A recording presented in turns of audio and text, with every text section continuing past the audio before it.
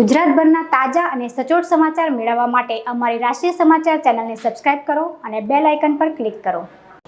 સુરત શહેરમાં કાયદો અને વ્યવસ્થા જળવાઈ રહે અને લોકોને તાત્કાલિક પોલીસની મદદ મળી રહે તે માટે સુરત પોલીસ દ્વારા એક્શન પ્લાન તૈયાર કરવામાં આવી રહ્યો છે। સુરતમાં 100 નંબર પર જેટલા કોલ આવે છે તેનું એનાલિસિસ પોલીસ દ્વારા કરવામાં આવી રહ્યું છે। છેલ્લા 6 મહિનામાં આવેલા 50,000થી વધુ કોલના સર્વે કરાયો છે।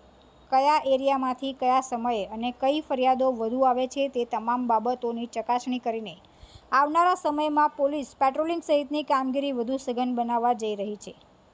સુરત પોલીસ કમિશનર અનુપમસિંહ ગેહલોતે જણાવ્યું હતું કે પ્રજાની દરરોજની જે રજૂઆતો હોય છે, કોઈ તકલીફ પડતી હોય કે કોઈ પોલીસની મદદની જરૂર હોય, કોઈ ઝઘડો થતો હોય કે કોઈ અસામાજિક પ્રવૃત્તિ હોય, પછી ટ્રાફિકની સમસ્યા હોય, આ તમામ બાબતોની રજૂઆત કરવા ગુજરાત પોલીસ પાસે 100 નંબર ડાયલની એક સરસ સિસ્ટમ છે। ગુજરાતમાં 100 નંબર પર એવરેજ દરરોજના 284 કોલ આવે છે।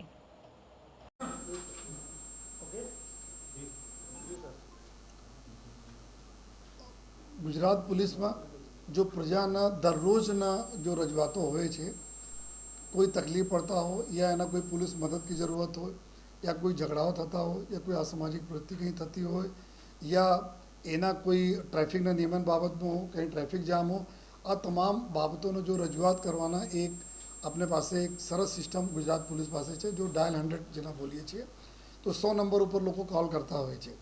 તો અમે એવરી ડે જો 100 નંબર ઉપર જો કોલ આવે છે લગભગ 284ના આસપાસ એવરેજ રહે છે। 284 કોલ એવરી ડે આવે છે।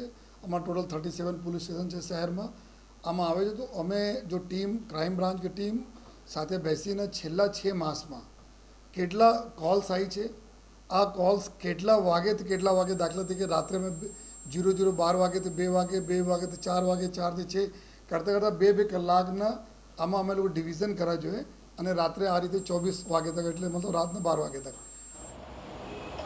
તુલસી શર્મા સાથે રાષ્ટ્રીય સમાચાર સુરત।